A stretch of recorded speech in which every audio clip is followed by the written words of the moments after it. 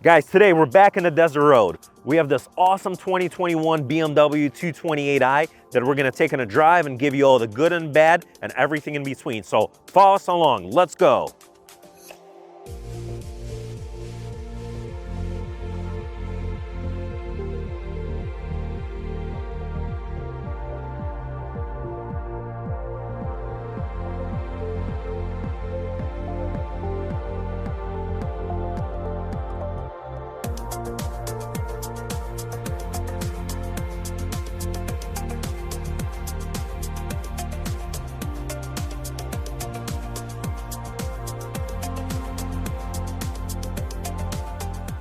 Guys, welcome back. We're in the desert road. We have this awesome 2021 BMW 228i. I've been very excited to drive this car, one of the more entry-level cars in the BMW lineup, just to see what to expect and how it matches up what I built this up to be in my head. Before we begin, we want to say thanks to Dylan for providing this BMW to us on Turo. If you want to check this out, if you're in the Phoenix area, you can rent this car at the link below. Make sure you check him out. And if you need a car, he's got you covered. Moving on, let's start with the review.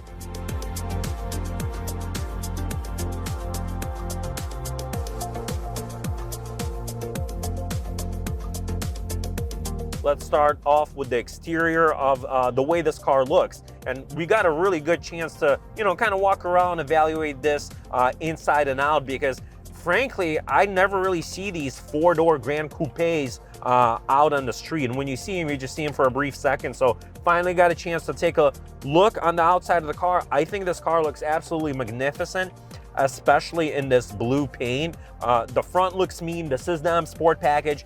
The LEDs look awesome in the front, in the back. The only thing angle that I don't particularly like is this rear 3/4 angle. It just looks kind of like almost like a crossover or like this bubbly shape. It really gives you a different impression just from this one angle, but directly from the back or from the front head on, this thing looks like $1 million. Also, no, this is a 2021 model. It stayed the same for the 22. But BMW didn't butcher the looks of this car yet. We don't have the frog eyes, this nasty front, the giant grille. This thing looks absolutely phenomenal.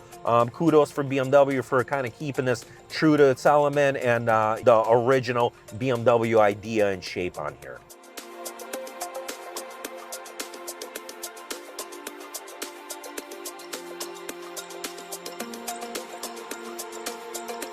Moving on to the interior, I was very pleasantly surprised that nothing feels overly cheap in this car. It has a lot of premium touches. This is the M Sport. It gives you the nice aluminum side sills. They even incorporated the aluminum pedals. Everything does feel quality. The steering wheel is nice. It's the M Sport steering wheel. One touch that I didn't fully even expect to see, it comes with the upgraded Harman Kardon stereo system in here. Typical BMW, I was just happy to see that they didn't cheap out on many of the ingredients in here. Immediately you notice climbing in here that this screen that they provide is on the smaller side. And that's quite all right. It gives you everything you need through here. You can have the navigation, the stereo, it's great. Overall, very clean look. It's simple, it's minimalistic, nothing is in your face.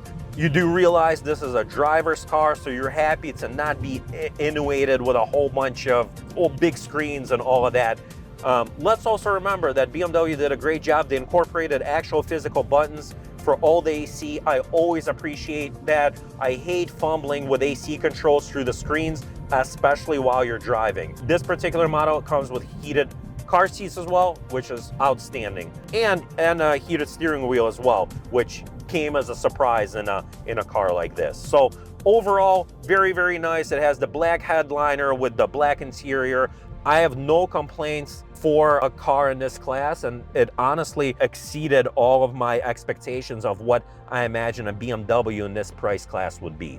This is kind of like a unique car because it's on the smaller side, but it still provides you with the usability of a four-door car. So it's really, really cool, especially if space is tight, you live in a bigger city, you need something on the smaller side with the accessibility of the rear seats. This is absolutely fantastic. Also note that the rear room is actually quite decent, and they give you a little bit of extra headroom by stopping this moonroof just shy of the rear seats. So it's something to note. If you have passengers that you're going to haul in this back seat, it actually provides you ample room back there. The other huge surprise with this car is how roomy this trunk really is. You can definitely fit at least a large suitcase, maybe a smaller suitcase on top of that, a duffel bag, couple book bags. It really does provide adequate room, much more so than what I expected when I first opened this trunk. So overall, from the space compartment, absolutely no complaints. It doesn't feel tight in any way. This front feels very airy. I'm very comfortable in this front seat. Visibility out of the car is great. You do have a blind spot over your shoulder both ways, but it's nothing that's prohibitive. And overall, this is true what I noticed in a lot of BMWs. They give you nice big side windows, and they make this front windshield slightly on the smaller side, but it still gives you great visibility out. I have no complaints with the seating position or what you view out. The seat is highly customizable as well. So overall, feels great.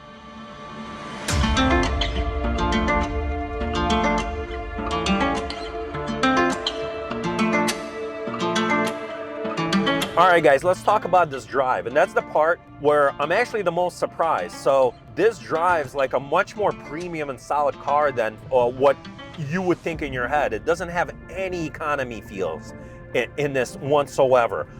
The steering wheel almost takes me back to the BMW's prior. It has just this nice heft over the road, over the front wheels. It just feels really solid and premium rolling over the road. One other thing I must note, this does sit on 19-inch wheels, low profile tires, and it's very hush overall. There's no interior noise coming in from the tires. Overall, it's all very, very hushed and subdued. Also, driving this, the steering is great. I like it. It's weighted just right. The inputs on it are precise. It communicates exactly what you want to do. Now, my biggest surprise in here, for a base engine, this comes with 228 horsepower, hence the 228i. This thing really pulls and moves. I imagine BMW underrated this as well. It definitely feels like it's got more power than that. The auto transmission paired with this engine does a wonderful, wonderful job. It really picks up and moves at almost any speed. It's got the paddles. It's very responsive. It's snappy. It does not lag in any way. This picks up and moves at no matter where you are in the rev range. It does take a little bit for this car to get moving once you're, kind of at lower speeds or sometimes like just really low RPMs, but overall it feels absolutely great. Brakes are nice.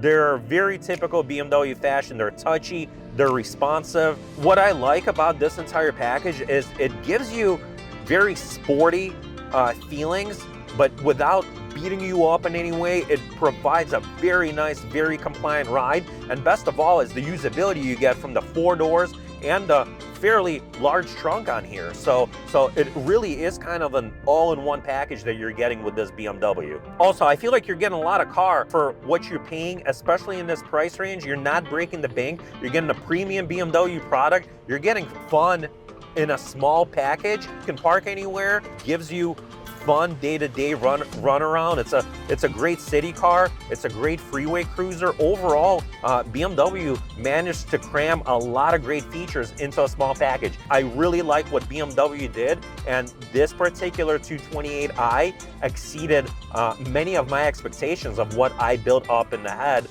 what this BMW would be. Overall, yes, I think what they say is true. I haven't driven many of the newer 2 Series that BMW came up with, and overall I'm pretty impressed. It does give me these awesome feelings of BMWs of gens prior, and seems to incorporate the magic that many of the newer cars just seem to have lost over the years.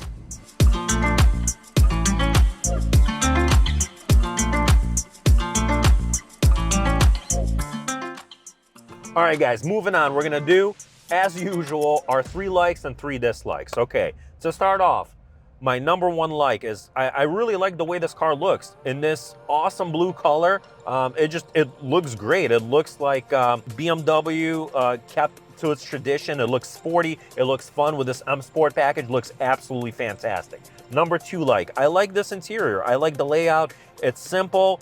There's no gizmos in here that you don't need. All the materials, including the steering wheel, feel premium, you know, and much to the likes of some of their higher priced BMWs. So BMW didn't cheap out on here. And my number three like is I like the feel of this car, how it still feels reminiscent of the older BMWs, the more classic BMWs of the gens prior that people miss so much. You really do get some of those nostalgic feels inside of driving this BMW. So awesome job for BMW for incorporating some of that magic still in here.